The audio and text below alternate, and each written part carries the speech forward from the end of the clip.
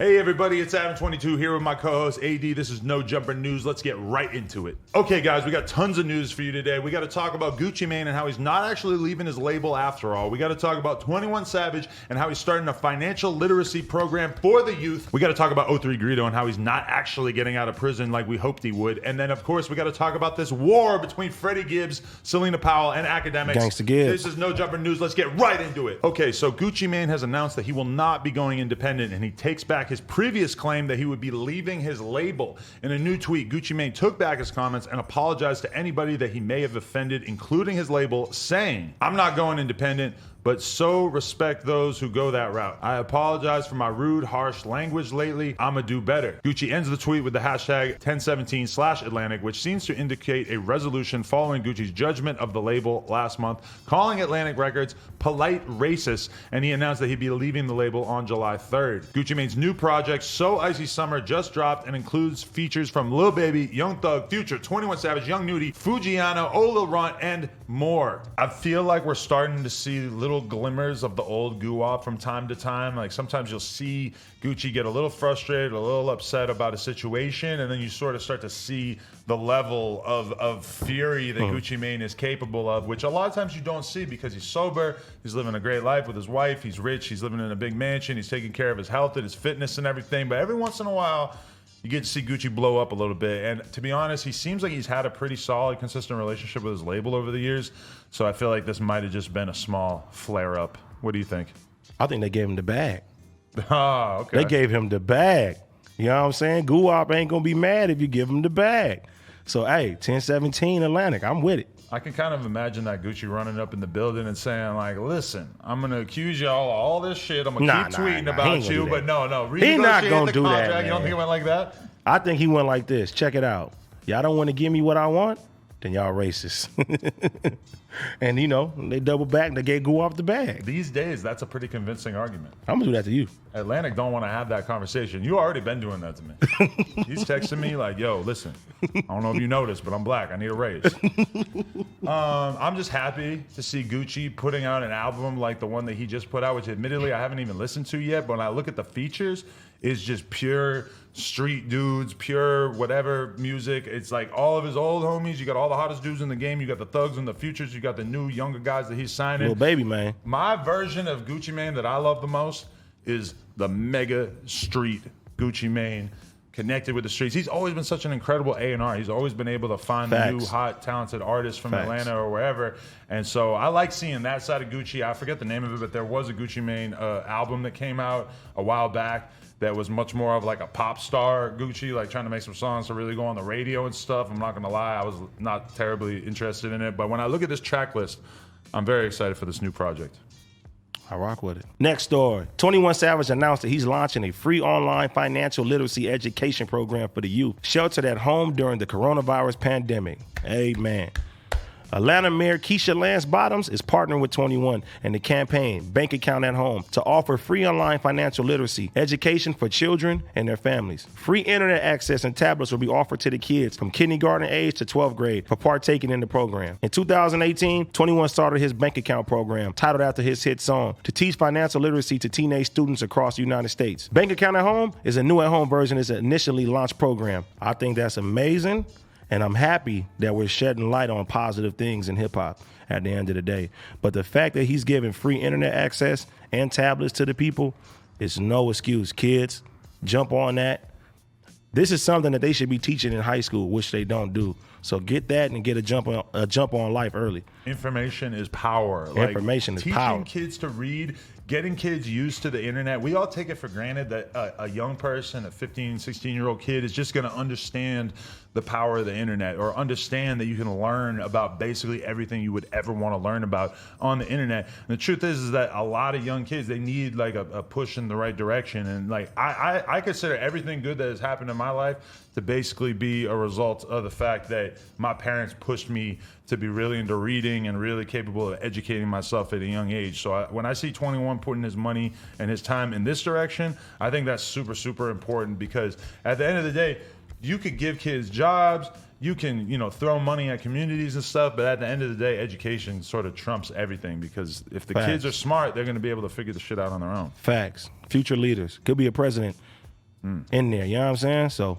let's get it going. Okay, next story. 03 Greedo was eligible for parole this year, but unfortunately he has recently been denied, according to Jeff Weiss. Jeff shot out a series of tweets to report on the situation, saying Greedo will have to wait until 2021 for his next hearing. Bad news to report. 03 Greedo has been denied parole. He won't be eligible again until next June. A tragic and punitive decision that highlights how evil our criminal justice system is. One of the most gifted artists of his generation is losing his life over a drug charge. Hashtag free 03. Spoke to Greedo yesterday before they took away his phone privileges for the next 40 days. Texas prisons are a special rung of hell. At his facility, they're using COVID to deny inmates all liberties and human rights. Rather than clear out the jails, they're tightening control. In short, Greedo is doing okay. Despite the sadistic treatment, his spirit is indomitable, and he's been trying to stay as creative and positive as possible. The good news is that a lot more music is coming soon. Still, what an incalculable loss. Jeff ends the report providing a mailing address to send 03 Greedo letters or books from Amazon. We will put that on screen right here in case anybody wants to reach out to him. Just screenshot it. Okay, so for those who don't know, Greedo was locked up because of a charge. He was driving through Texas. He allegedly had pounds of methamphetamines and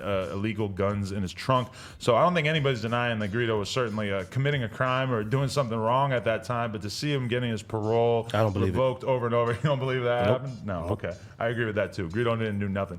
But I don't know. It's a tragedy. It's sad to see that his career is just being taken away from him. I'm happy that you have somebody like Jeff Weiss who's really doing the journalistic work and actually trying to put eyeballs on the fact that a guy losing his entire career, one of the greatest artists of our generation, losing his whole career because of one drug charge or whatever. It's like, what is the point? Like, put this guy on house arrest for a couple of years or something like that. Like, it just don't make sense. And especially with COVID going crazy and everything, I would just love to see Greedo get released. I might be being a little bit idealistic, but we need this man out. I still listen to him all the time. Like, Facts. He ain't dropping new music, but I'm still listening to Greedo like he's a new artist.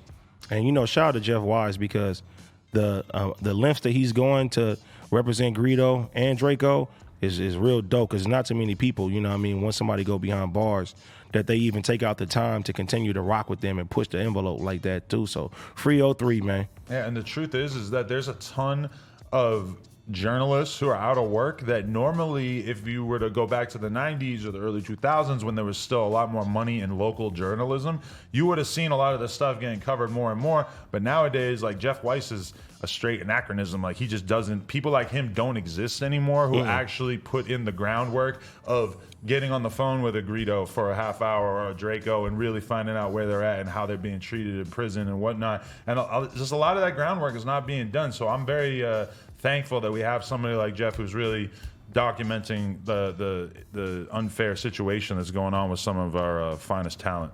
Okay, next story. Freddie Gibbs has received a direct message from none other than Celina Powell, and he has exposed her after she insulted his kid. Amidst the online beef spewing between Akademiks and Freddie Gibbs, Celina has decided to insert herself into the commotion by taking shots at Freddie Gibbs' kids and a direct message. Freddie shared a screenshot of the DM showing Celina writing him and calling his child an ugly ass kid. She then responded to one of his stories that involved Akademiks' breakup with his live-in girlfriend. Listen, I know your child has Down syndrome and it must be hard raising that bitch, but don't be posting mad old shit. Don't live with that bitch. Freddie Gibbs responded with, pardon me, whore, who are you? He then took to Twitter to ask his followers about the DM. Who is this whore and why is she talking about my kids? Pussy must not be selling in the pandemic. In another tweet, he continued with, oh, this a hoe that fuck with Tekashi and Akademiks. No wonder it's the feds. Akademiks and Freddie Gibbs' recent back and forth on social media is a lot to unpack. Freddie Gibbs has promised to torture Akademiks until he quits his job, and he even went so far as photoshopping Ak's face over the red Teletubby's body and is selling the meme as a t-shirt on his face that I believe says Akademiks is the police on the back. And of course, we got to mention that Meek Mill joined in on the online beef, calling for the cancellation of Akademiks. However, Akademiks clapped back, telling Meek that he did not have the authority or the ability to cancel anyone. Akademiks canceled because he's a bad police and our culture don't need them. He also gassed a lot of beef that got people killed and hurt and never donated $1 to the culture. We gonna holler at you next run, chump. Okay, he actually wrote champ, not chump. I read that wrong, my fault. Okay, so one thing that we had this conversation and the video is uploaded to YouTube. We had a whole conversation about this. I saw some people trying to say that you seem to really think that Akademiks was like basically like saying inappropriate things about Freddie Gibbs' kid, where the only thing he actually said about the kid was that, because Freddie Gibbs said that his kid's room was bigger than Akademiks' house or something along those lines. So people were coming down on us for acting like Akademiks really violated his kid, which might not actually have been accurate. So I guess we got to acknowledge that first. But I don't know what the hell Celina Powell is doing swimming up in these DMs. I've been spending some time looking at her OnlyFans, trying to get ready for this review video that I'm dropping and everything. But it's kind of weird to remember that, oh, she's still up to her old trick. She's still swimming in a rapper's DM saying that their kid has Down syndrome. Well, Celina has threatened me multiple times, so I have nothing bad to say about Celina Powell. I ain't gonna say dirt, but she's threatened me multiple times. When's the last time you got tested? We might need to get Man, I didn't touch her, man. No, I didn't touch her. You didn't text her. But I don't want no problem with Celina. I'm cool. But Gangsta Gibbs, you know what I'm saying? Let me tell you something. Gibbs he's not going to stop. Everybody needs to know this. He is not going to stop. He has nothing but time to continue this going. And I may have been wrong of the timeline of what I said, but I still stand by what I said. If you say, it doesn't matter if Freddie brought his son into it. Freddie said his son's room is bigger than Ak's house, right? Okay. Ak said, I will son you, your son, your daughter. You don't do that. And that's why I stand by that. I mean, I got mad love for Akademiks and Freddie Gibbs, so I don't really want to see either of them have their career go down in flames, which is kind of what you can tell seems like they want for each other to happen. But when I'm observing this situation, to be honest, it looks like Freddie Gibbs just trolling. He's saying funny little things on Twitter. He's just dropping quote tweets. He's just messing around. Have you seen, I said this in the YouTube, have you seen Freddie's story? It's the funniest stuff I've seen in the last 6 months. He's been doing this. No, yeah, he's one of them guys. He posted up a little house phone drinking from like a wiener-shaped shot glass or something, and it was so funny because I don't even think he knows who house phone is. He was just calling him out. But either way, the whole thing about it that I don't think is necessarily playing out very well for Akademiks is that you have Freddie quote tweeting him, joking, saying that he had sex with 6ix9ine, saying little funny stuff like that. But then when Akademiks responds, what's he do? He gets wasted. He goes on Twitch and he's screaming about who got the most money, about who got the biggest house. It just feels like Akademiks is taking things so much more serious than Freddie. And a lot of times when you're arguing on the internet, the winner is going to be the person who takes it the least serious, the person who is having the most fun with it and can roll with the punches. And in this situation, you have Freddie, who does not seem like his heart rate has gone up at all. He seems like he's not bothered in the least. So when Akademiks gets wild and starts talking crazy out the side of his mouth, it's not necessarily. And I've never seen Akademiks talk like that. He was upset. His mouth was moving on crazy. I don't know what happened. That was some wild shit. Yeah, that was wild. All right, everybody. Thank you very much for tuning in for the third version of No Jumper News on YouTube. Hopefully you enjoyed this. If you want to drop a comment, let us know how we can make it better. Please like, comment, subscribe. Follow AD on Instagram and Twitter. Follow myself, Adam22. And by all means, subscribe to this channel because we're going to keep dropping these videos on y'all.